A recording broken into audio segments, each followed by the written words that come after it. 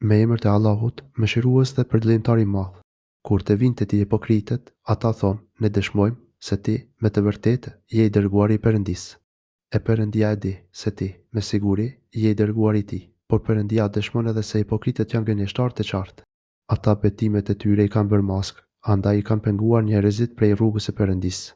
Me të vërtetë është shëmtim atë që kanë punuar. Kjo është nga se kanë besuar, pastaj kanë mohuar e u vulosën zemrat e tyre, prandaj ata nuk kuptojnë. Kur i shikon ata, figura e tyre të manit, e nëse flasin, dëgjon fjalët e tyre, mirë po, ata u gjasojnë trungjeve të mbështetura dhe mendojnë se çdo fjalë është kundër tyre. Ata janë armiq të vërtetë, andaj ruajuni prej tyre. Perëndia i vrafte, si po shmangen prej së vërtetës. E kur ju thuhet atyre, jani, se i dërguari i Perëndisë do të lutet për t'ju falë, ata tunin kokat e tyre dhe i sheh ata që pengojnë, e që janë mendjemdhej. Njësoj është, u lute për faljen e tyre apo nuk u lute, Perëndia kursesi nuk i falë. Perëndia, me të vërtetë, nuk udhëzon popullin gatërestar.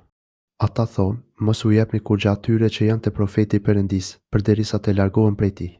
Por, Perëndisi i takojnë thesarët në qiell dhe në tokë, por hipokritët nuk kuptojnë.